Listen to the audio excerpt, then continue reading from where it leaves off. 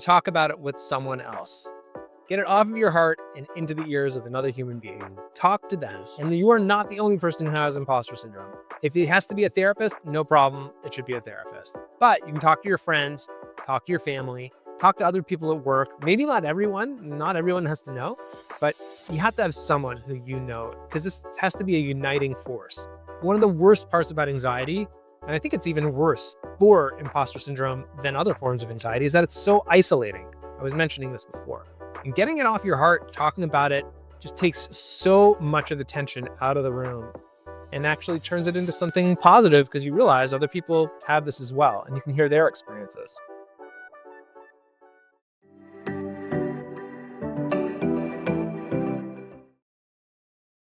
I'm Johnny, and I have our definition of the day.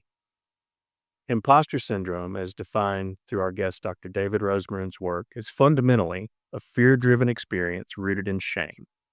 The persistent belief that one's success is undeserved and that personal flaws or inadequacies will eventually be exposed. According to Dr. Rosemarin, imposter syndrome is not merely about doubting your abilities. It is a shame game where individuals internalize failures or uncertainties as evidence of their own badness or unworthiness, rather than recognizing the role of external factors or the inherent unpredictability of life and work. That is a fine definition and influenced by our guest, Dr. David Rosemarin. Dr. Rosemarin, welcome. Thanks for having me. I'm very excited about this. I've been looking forward to this one. I saw you in person. I saw your TED Talk here in Nashville, Tennessee in August of last year. If I'm doing the math right, I believe that between the TED native page and the YouTube page, you're closing in on 800,000 views. So you're working your way to 1 million pretty fast. It's definitely a popular topic. You're giving me imposter syndrome over here. Well, your background, your pedigree, your specialization, your focus is very triggering. I do have an expert on the other side of this. I will represent the layperson today, or the point of view of the sufferer. And I'll say, first question always is, where does this podcast find you? I'm in Boston today at the McLean Hospital, actually Belmont, technically Belmont, Massachusetts, just outside of Boston at McLean Hospital. And it's a scorcher here. What's the weather like there? Also super hot, 90s plus, probably hotter in the Nashville though. But yeah. If I think both of us have fans going in the background, so listeners, if you hear a noise, you're just gonna have to put up with it. It's hot down here. Well, again, thank you so much. Welcome to the show. I think you and I have talked a little bit in the past, and as I've mentioned, we start off with some questions. I've got 10 preloaded. We almost never stick to the questions. I like to go in and do more of a riff, and I believe you're going to be saying some pretty incredible things that I'll want to journey with you and ask questions around and have follow up on. But I can start by saying the first question is one that I've been looking forward to asking you. And it's really around what inspired you to focus on anxiety, and how have your own experience shaped your approach to help others navigate these feelings? Sure. So it started off as a professional journey. I went to a clinical psychology school and I learned how to deal with all sorts of aspects of mental health. And when it came to anxiety, I found that the treatments were most effective. And that really brought me in. Little did I know, though, it would also become a professional journey. Not just because I was studying this professionally, but just because the more you study something, the more you realize that it hits home. And there's another deeper reason why I picked it. I certainly have had anxiety myself. Anxiety to drive forward, to be productive, to be successful, and a lot of concerns about that, and definitely imposter syndrome as well. I remember walking onto the Harvard Medical School campus, the McLean Hospital campus, 15 years ago, and really pinching myself. In fact, I still do many times to this day. Like, what am I doing here? How am I actually, able to, rub elbows with some of literally the luminaries in the field and do the work that I'm doing. I definitely don't feel like it's deserving. And honestly, I think that's been a fantastic boon for my career. I happen to think imposter syndrome and anxiety um, can be your greatest asset in pushing forward when you're aware of it and you use it and harness it in the right ways. You know that you use a magic word there, one that I've used quite frequently, and it's harness. There's some work I'm doing right now on a coaching program, and the working title. There's a book also associated with it. The working title is "The Damage Advantage," and the idea behind it is that this is something that there's a large amount of energy that will be expended towards imposterism, and I've watched that be a force for very negative and very dark and very damaging things. But I've also seen it be a force for good things and improvement and a drive. And it really isn't that magical word. It's really about all how you harness it. I also believe that imposter syndrome, in its more extreme forms, is something you don't get rid of, you don't conquer, I mean, it's never gonna go away. There's a lot of terms that I think get thrown around, and I do think that, whatever the term that equates to managing seems to work for me. But I will say harnessing is the magic word, so I love that you use that word. Yeah, harnessing is even more positive than managing. If you think about it, the opposite of imposter syndrome is I deserve to be here. And that's already sounding grandiose, maybe even a little narcissistic and kind of nasty. And we all have work colleagues who don't have any imposter syndrome at all. They, think that everything is deserving to them and they are not the kindest, nicest people. They can actually cause a lot of damage when they have the opportunity to do so, and they're pretty selfish. Someone with imposter syndrome is more humbled, and there's an aspect of that which makes them more approachable and more connected and a better employee overall and the better kind of person that you want in your organization. You did mention managing, and I do want to make it clear anxiety isn't always fun and games. And if it's interfering with your life, like if imposter syndrome is the kind of thing that prevents you from getting your resume together and applying, or prevents you from raising your hand in a meeting, or doing what you need to do in order to get, to do your job. Obviously, that's a different story. But if you're functioning optimally and you're just second guessing yourself, that anxiety is probably keeping you in check, making you more human, making you a better person overall. And, I think we do need to extol the virtues as well as the challenges of this human emotion. We've had guests on before, and we've talked about some of the upside and some of the advantage. Had someone one time ask me, "Is it possible that it's a form of neurodiversion?" And as an expert, as a non-expert, I can't quite weigh in on that, but I found it an interesting question. Could it be a form of neurodivergence? Yeah, Any yeah, thoughts on that? it's an interesting question. And I think some people are more prone to anxiety.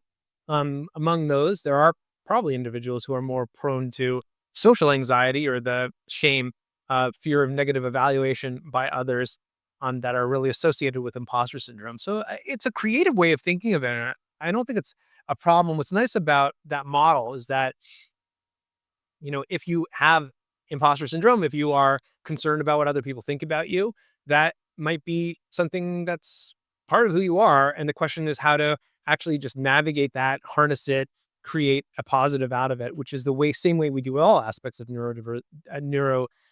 diversity, as opposed to looking at it as a pathology. And there's a lot. Like I said, there's two sides to this coin, and so that model kind of lends itself to it in some ways better.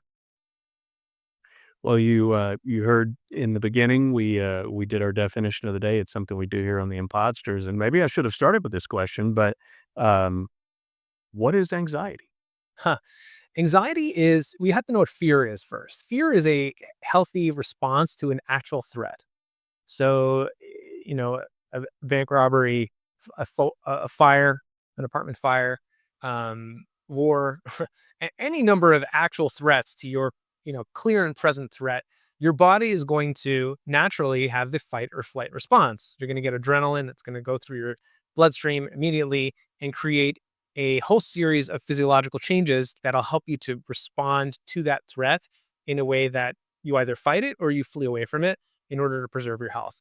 Anxiety is the same exact neurobiology, the same physiology, the same cognitive patterns, the same behavioral patterns, fight or flight, as fear, except that the anxiety is not rooted in the present danger, is rooted in something either in the future or something that's imagined.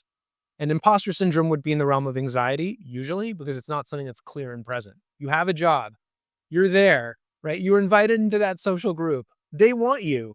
You got that phone call, you got the email, you've been included, yet you feel like you're not. So that's a discord between the a real present fear and something in the future. So that really leans in more into anxiety. That doesn't mean it's a problem to have it. It just means you're, more primed to being worried about things that aren't necessarily grounded in reality. I've heard with classical neuroticism, I've actually heard that definition be prescribed to that it's essentially living too far in the future or too far in the past when a neurotic is expressing neurotic tendencies. Does that does that ring true to you? Yeah, usually the future, not the past. The past would be more ruminative and depressive, as opposed to worried about the future. But and I think that's often the case for people with imposter syndrome, or worried about what if I screw up and I get rejected? What if I, say the wrong thing and get judged? What if I feel so embarrassed that I don't feel comfortable in this role anymore? What if what if they find out who I really am? And all those are what if is in the future. As opposed to ruminative about the past that's more associated with depression and sadness, right? Thinking about things, the regret, the shame, the guilt for things that happened in the past. So, yeah, just you know, being focused in the present is certainly a way um, to cope and grapple with imposter syndrome. But there are other ways as well, including leaning into it and sort of owning it, being able to talk about it, having it as a point of connection, and many other things you can do. So, in your experience, uh, I've noticed that this does seem to be imposter syndrome, imposter phenomenon. It does seem to be a more recurrent conversation.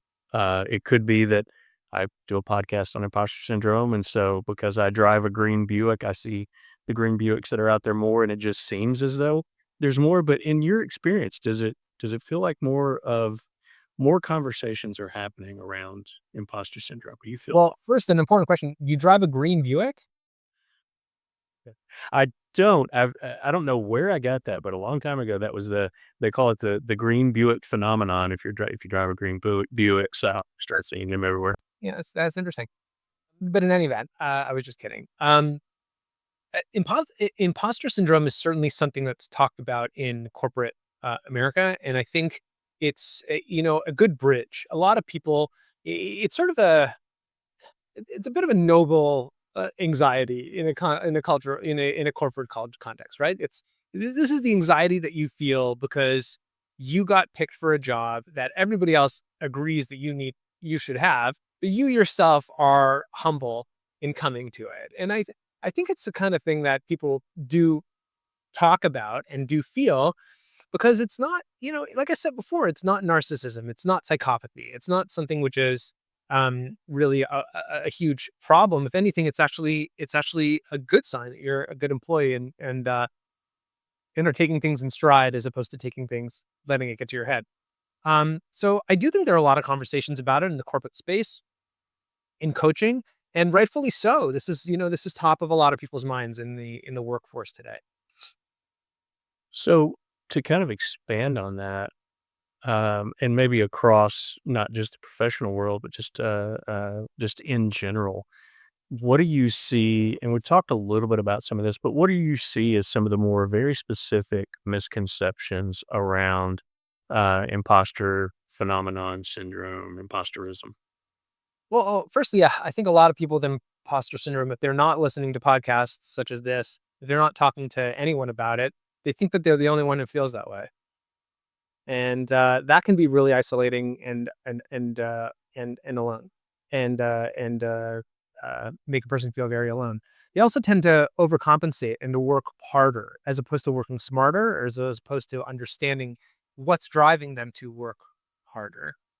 And, I think when we're not aware of it, if you're not aware of imposter syndrome and you don't think about it and you're not aware when it comes up and that it's a motivating force, it is something that's driving you to act, that's where people can get into trouble with it.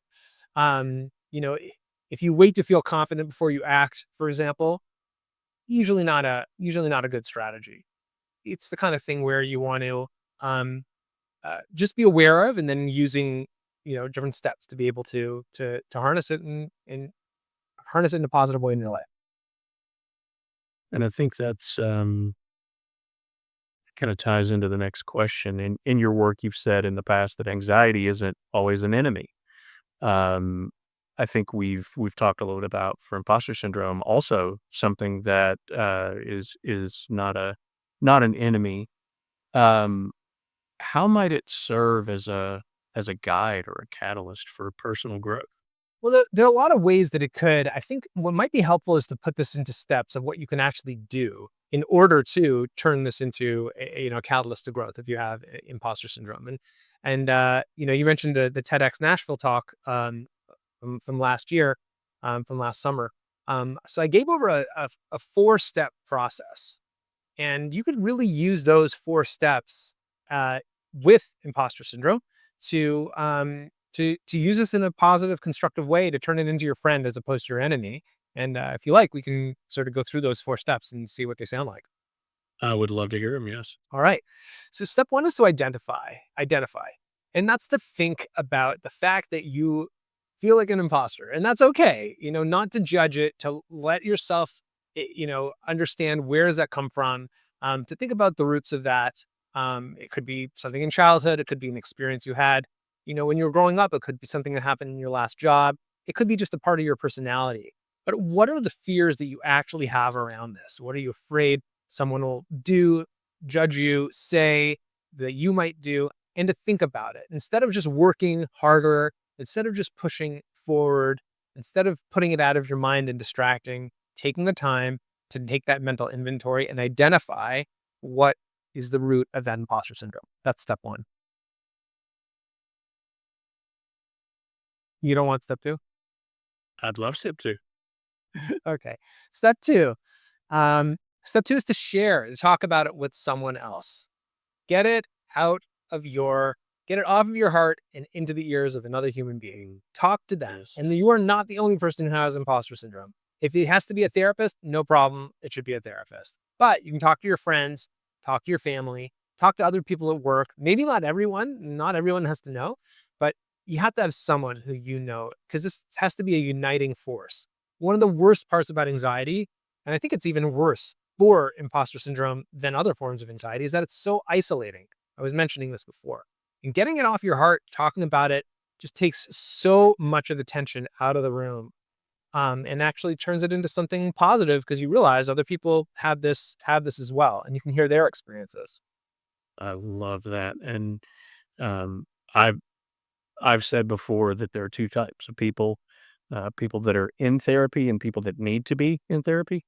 And there's kind of no in between. Ironically, I actually, I'm taking a break. My therapist and I both talked about it.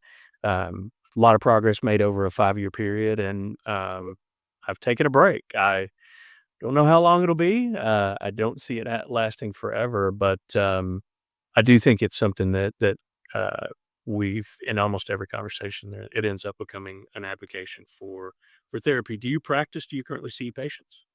So, firstly, I'll just say I'm not sure everybody needs to be in therapy. I used to think that. I do think everybody has to speak about their emotions. I think we all have to have a human approach to how we feel. I think we all have to have a confidant, a friend, a loving spouse, maybe a mentor, maybe a mentee, somebody who you can get your feelings out and process them with. Um, if you don't have that, or if the emotions are complicated, or if it's interfering with your life, then I think therapy is great. And I have nothing against using therapy, certainly. To answer your question, I don't have much of a therapy practice left, very little. I think it's maybe half a day a week, maybe. There's certain cases I get involved in for concierge mental health. And you can find out about that on my website. But, usually therapy cases get referred to my clinic, Center for Anxiety, and I have an amazing staff there who can work with folks. But for me personally, I'm really more in the education space, and doing workshops and that kind of stuff.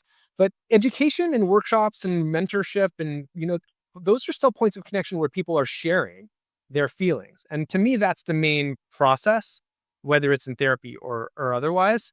We still need to be connected to others and have our anxiety be a point of connection, not disconnection. And I wanted to take the opportunity and ask and kind of interject there. But I do want to pull us back to step 3 and 4. So Sure. step 3. Okay, step three. Step three is to embrace. So I mentioned it just in passing before, that don't wait to feel confident until you act. Embracing your anxiety means you are not going to feel confident all the time. If you have imposter syndrome, you are going to, for no apparent reason whatsoever, walk into a board meeting, walk onto the floor, walk into the office, get a call from your boss, and start to have heart palpitations, and that's fine. Act calm, move forward, and by doing so, you'll actually build emotional resilience more than people without imposter syndrome. Because when you resist against that emotional force of anxiety, it creates greater resilience. If you don't have the emotional resistance, you don't get to create that strength and that resilience. But if you have it against you, then this is exactly what you got to do. So I would say once a week, do something uncomfortable at work socially that might bring about some sort of shame and potential embarrassment, other people, judging you. And by doing so, that can certainly cultivate a sense of emotional resilience that goes beyond anxiety. It really goes to a person's life as a whole. Mm. It's, I think at some point I want to hear number 4, but I definitely, I'm going to loop back to, Well, well, I want to come back to as public speakers. I have not graced a TED stage. I would say that would probably be one of the more, rearing components, but flying. There was no way I felt comfortable on that stage in front of 800 people, standing on a dot with no notes in front of you. It's terrifying. And that's part of the process. That's a good thing. It doesn't mean that something's wrong. It means that you're human and that you're using the anxiety to grow your strength. So that is step three. well, for anyone that's listening, maybe TED Talks on the advanced level. What are 2 or 3 things that someone can do that can actually do trigger it and then try to cope with it? And Schedule a meeting in advance with your boss. Raise your hand at a meeting. Volunteer to take on a project. Say no. If you keep saying yes to stuff, say no. And don't check your emails. Just send it. Don't run everything by Chat GPT a zillion times. You don't need to do that. Just dig deep, send it out, and if it's a problem, then you'll fix it later. Take those small risks, and eventually you can work up to standing in front of a crowd of 100 people with no notes. Um, uh, uh, it takes a minute. so step 4. Step four: let go. Let go. Uh, You can't control what other people think of you. And when you have imposter syndrome, you're going to try to do that. You're going to try to control, take it down a notch, do whatever you can in order that other people have a good, positive impression. Other people have their moods. Other people have their days.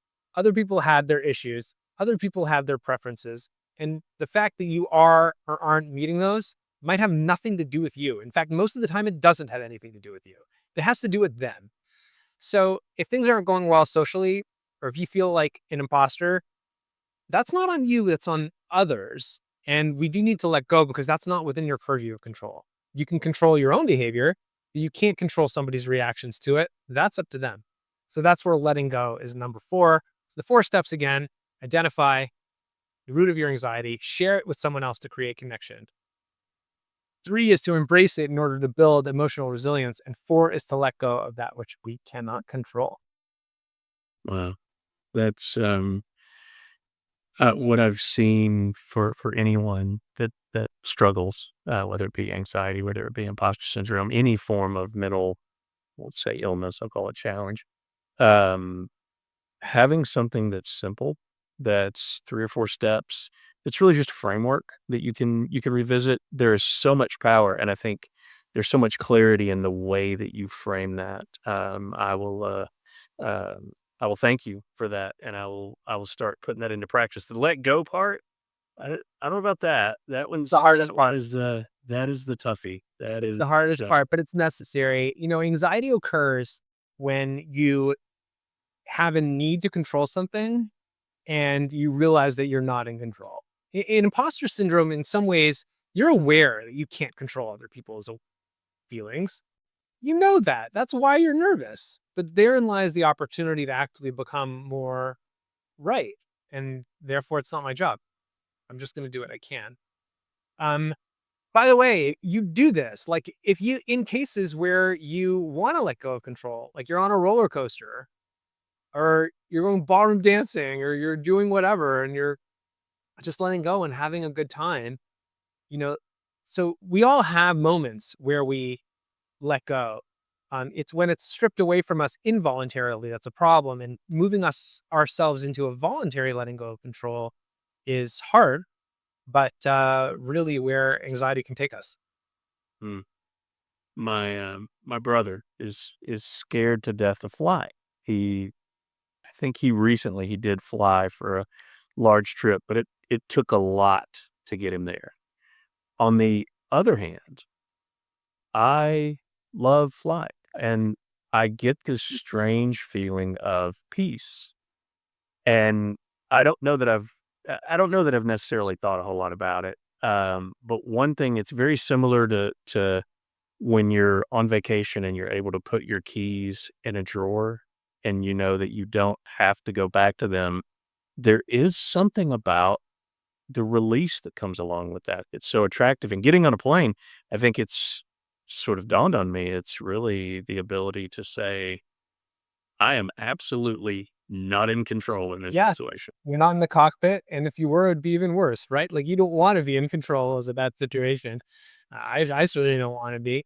Yeah, and letting go is a part of it, and a lot of people have trouble flying because of this reason. It's not that they can't let go in other areas of their life; it's here that they're having trouble with it. So it's almost like there's these two lenses. The one is, do I have a need for control in this one area? And the other is, do I realize that I don't have control in this area?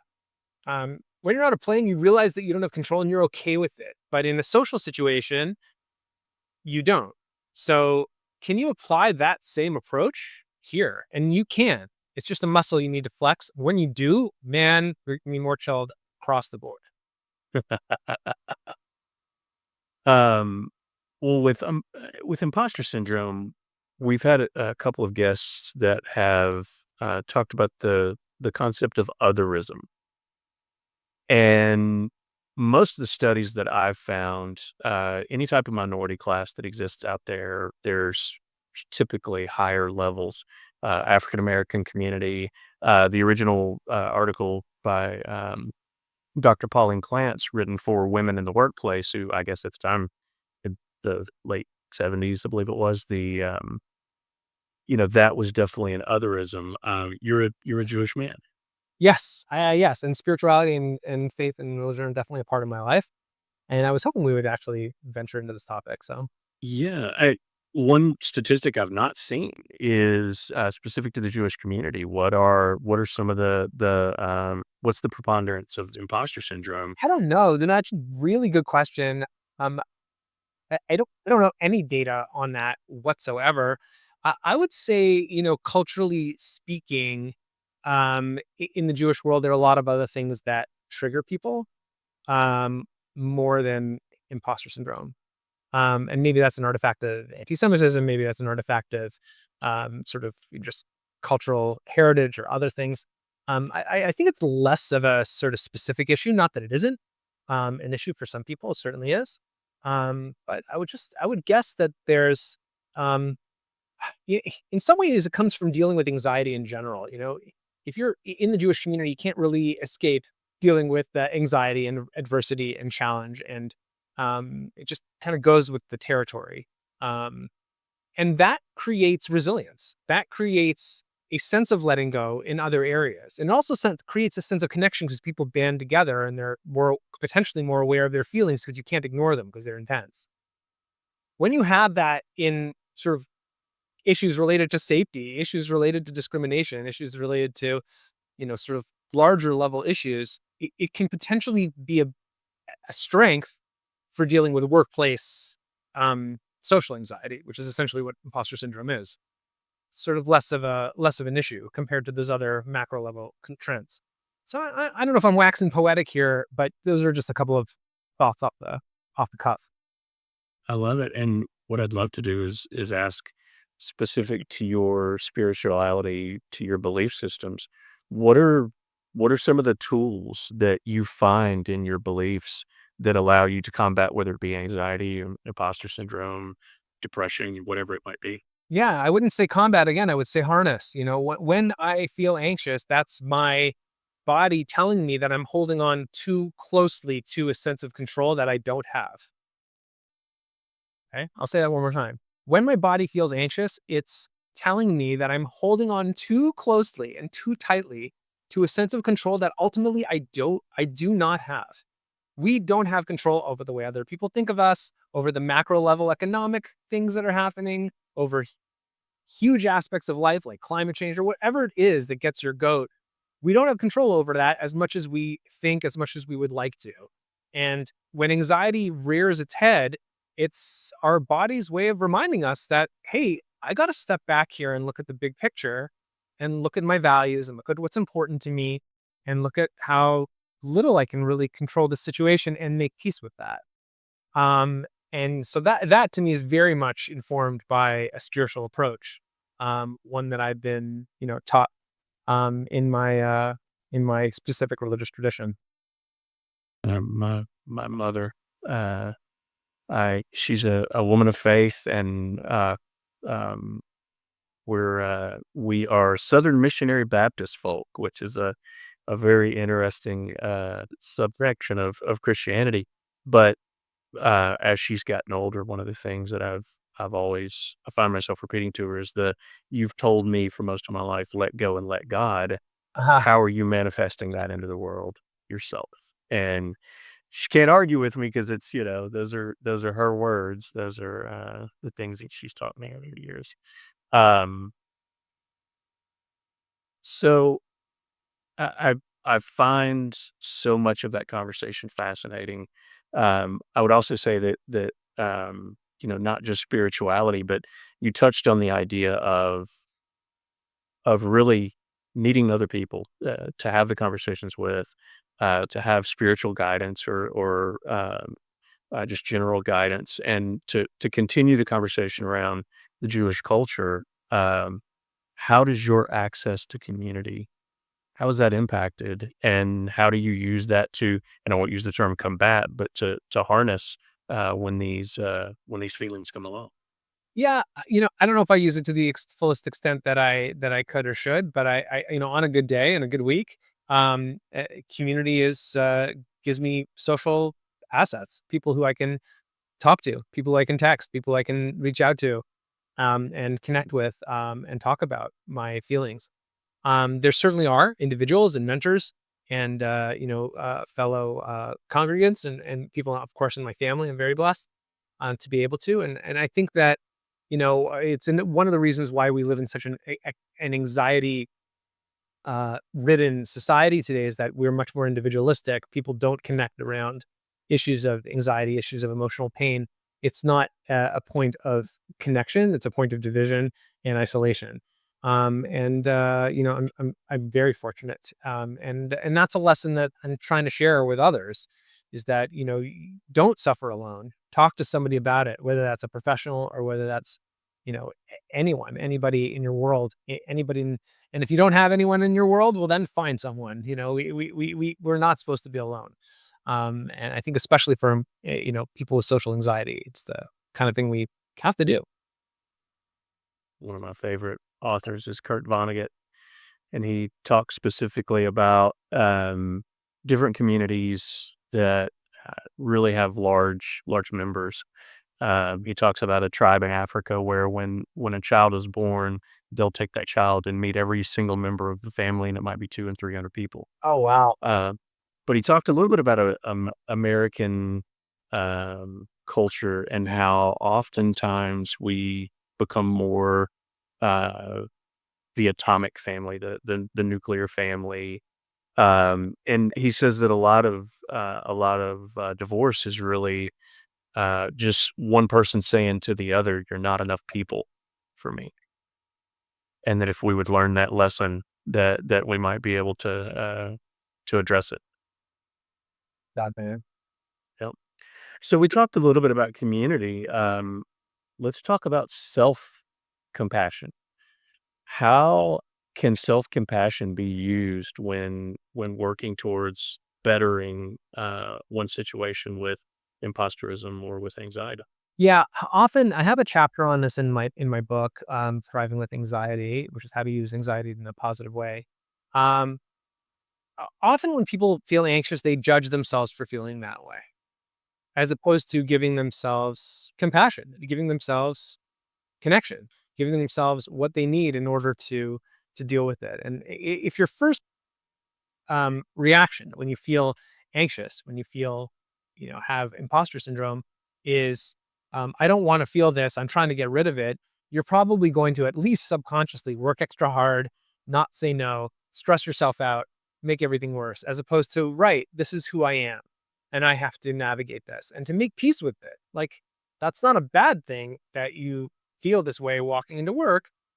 That's a starting point for the next steps, as opposed to trying to get rid of it and trying to start in a different path. So self compassion is about acceptance. Can you accept that imposter syndrome is part of your world and then use it in a constructive way as opposed to trying to get rid of it? Mm. So the use of coping mechanisms, tools, even mnemonics to remember a framework to steer ourselves in, all things that are powerful. On the flip side of that, what are some things that we do that are just bad habits that create or worsen either imposter syndrome or anxiety? Yeah, the first step is to try to get rid of it as opposed to learning how to deal with it and use it in a constructive manner. If we see this as, like you mentioned, an aspect of neurodiversity or an aspect of personality or an aspect that is not necessarily bad in of itself, it's just a piece of who you are, then you can harness it for something positive and instructive and actually use it as a force as opposed to trying to put out the fire, which invariably and ironically usually makes the fire stronger. Uh, it's just the way it is. So, yeah, I think that the number one thing is if you're trying to reduce your anxiety at work, and that's your, number one goal, um, it's probably going to backfire as opposed to learning to embrace your anxiety at work, and to harness it for something constructive and positive in your life. Mm. I've heard the term "ego is the enemy." I think it tied into a Ryan Holiday has a book out by that title, and it never sat well with me. I understand the idea, but I think in the classical sense, ego is kind of just who we are. And if we set ourselves up for failure, and I think that's kind of what you were saying, if we're trying to fight something that is just an inherent reality, then we set ourselves up for failure from the beginning. It's really maybe finding grace and finding ways to integrate it, wouldn't you say? Yeah, and I would go a step further. Imposter syndrome is the exact opposite of ego. So, don't you want to embrace that? Mm, I I never thought about that. I never thought about that. And we talked about self-compassion. What are some simple tricks, simple tools that you've seen work from a self-compassion level that people can implement? Uh, you know, I think when it comes to a workplace, when people, especially who are grappling with imposter syndrome or feel like imposters, there's this tendency to say yes all the time. There's this tendency to take on extra projects, try to impress other people, try to, you know, do tasks that other people don't want to do. And that's not a very compassionate approach. It's not very self-respecting, and it's also often not very advantageous even to other people because at a certain point, I'm thinking of somebody else, somebody who I used to work with, who would take on so much and really was a bit of a control freak. Um, in fact, a big control freak, and really was not aware at all of her own anxiety and didn't accept it and wasn't able um, to harness it in a positive, constructive way, and instead was actually quite unaware of it, and ended up being very difficult to work with. So that's unfortunate. As opposed to having a more soft, like I feel anxious, and that's okay, and learning to accept and sit with it. Mm. We talked about community a little bit. We've talked about some coping mechanisms.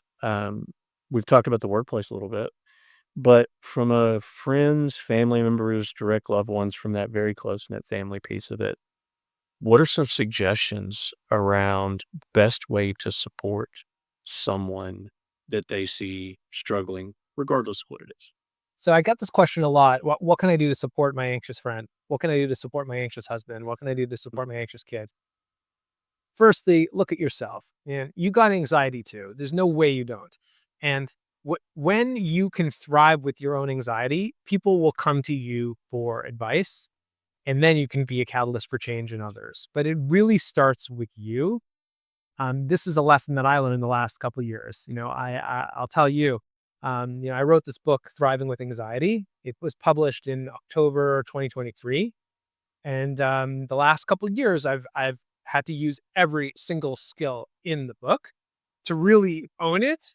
And it was only through going through that a challenging process, through a whole series of just professional challenges, that I'm now more effective at helping other people, having dealt with my own anxiety. So if you don't think you're anxious, you are.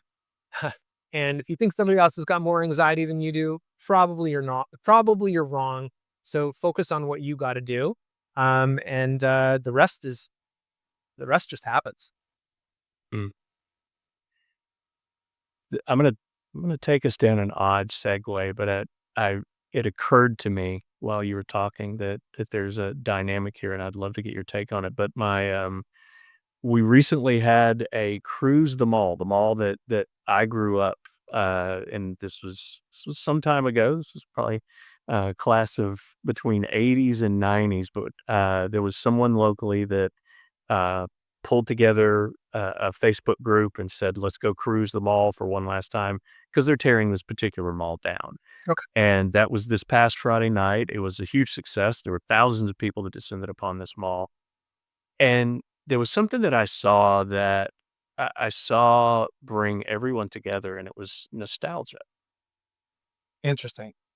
And so I wonder from a coping with anxiety, from maybe even an imposter syndrome component, what is the role of nostalgia in that? Is it something that there does seem to be a comfort piece of it? What's your thoughts on that?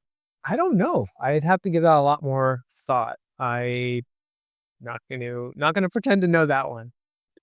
But Well, I think, one thing that I've seen, and this is just a personal take, it does appear that it does seem like it's something that there's a false nostalgia that exists, a time that, existed that when you really look at it, it's like, I don't think that time ever existed.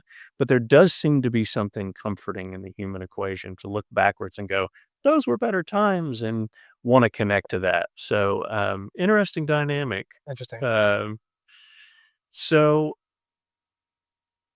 your work and first off, thank you, for your Well, work. thank you. The work that you're doing, and I'll even get a little more granular, your TED Talk that I was able to see live. I was working on a keynote speech, and I was stuck somewhere, and when you got to your 4 bullet points on your slide deck, and listeners, go find, Dr. David Rosemarin's talk on TED Talk, go check it out. Let's get that thing to a million. a million viewers, but it was really helpful to see you break down those 4 steps, and it actually um, got me past a hurdle that I was in on a keynote that I was working on, so thank you for that. And so the work that you're doing, you're helping.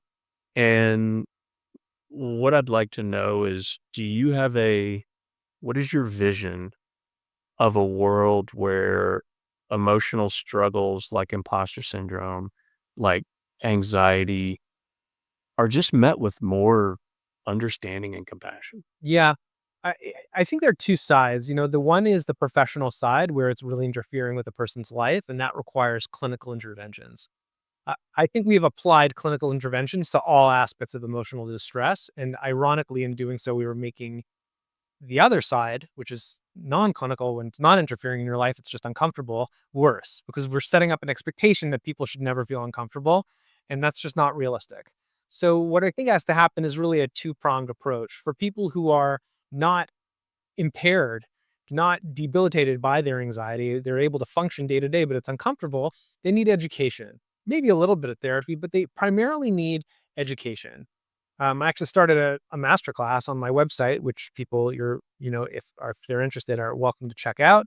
On my website, there's a courses page that people can take a look at, which is primarily education and community, and a lot of things that really in many generations prior, that's what was done in order to deal with emotions, which all human beings have. And to me, that's the most of our work needs to be done in that area, in the realm of education and engagement and community and these kinds of things. And for people who have professional concerns, who are debilitated by their anxiety, I think there's a lot of resources available right now. Though those resources I think are being overutilized, which is actually making it hard for people who really need them to get the help. And in the meantime, it's also pathologizing lower levels of distress that are really normal to the human condition. Um, Things that we have to expect going into this existence. Mm. The, the term pathologizing, I, I love that term, and I think one thing that I've seen, we're a podcast that talks about imposter syndrome. The very first time that someone talked to me about imposter syndrome, they asked the question, "Have you ever heard of imposter syndrome?" And I've said this a lot on the podcast, but it was as though someone took a lens and kinda just went this, and suddenly there was so much more focus. Oh, wow. There was so much more clarity. Right. Um, but one thing that I've seen that I think, requires some intentionality and maybe some focus around is not letting that slip into victimhood, where it suddenly becomes, a part of your identity that, here's my damage. And um, do you see that as something you talked a little bit about some of the dangers of pathologizing? Does that victimhood component, when we talk about these things, do you think it's a good idea that we should protect ourselves from becoming, constant victims and stuck in this therapizing model? Yeah, it's been said before. I think Abigail Schreier has a book on bad therapy, and that really makes this case extremely well and cogently. And I think there's a lot to be said for this. I'll also point out a discrepancy that a lot of people, a lot of the stuff going on today online is really extremely toxic and problematic. I mean, bullying, people taking, pictures of, creating, inappropriate pictures of people and sending them out, and just horrific aspects. And then in person, we really don't see that much in certain contexts. Yes. So, I think there's a lot to be done in the interpersonal space. I don't want to um, invalidate when people are really truly victims. And I think that does occur. But I also think we have to understand that relationships are messy. Even the best relationships are messy and complicated, and learning to work with as opposed to against is really part of the journey of being human. Well, the shining a light on the conversations that are happening that might help is something that hopefully we accomplish along the way in this silly little podcast of ours. one of the things that we typically ask of guests at some point along the way is, we've talked to you, we've talked to others. Who are some of your favorite thought leaders, in the world of psychology or self-betterment, red spirituality? There's so many, I couldn't even start the list. So yeah, it's such a long list. Okay. What are you reading right now? That might tell us something. I mean, there's so many things also just, top of mind. Um, you know, like I said, I've been really working on this master class. It's been hard to work on, hard to focus on too much reading. Um, Also just, given the political climate and everything else, focusing on that. So, these are my summer reading list is longer than it's ever been. I'll put it that way. Well, definitely keep up the good work. Like I said, thank you personally at the very granular level for helping me with the keynote speech that I was stuck on something. Your example in your TED Talk really got me unstuck from that. But also just the work that you're doing. Anxiety is such a uh, major struggle in the world today, and it does feel like it's more it's more of a, eh, probably not a modern issue, but it seems to be exacerbated so much by so many things, in the modern world. So thank you for the work that you're doing I appreciate that. with that. Thanks so much for having me on your show. It's been really, really great to connect. Thank you so much, and with that, that's a wrap. We look forward. All of the information on Dr. Resman's work is going to be, we'll drop it down in the comments. So there'll be links to everything that we've referenced in our show today. And again, I just can't say it emphatically enough. Thank you. Thank you. Thank you.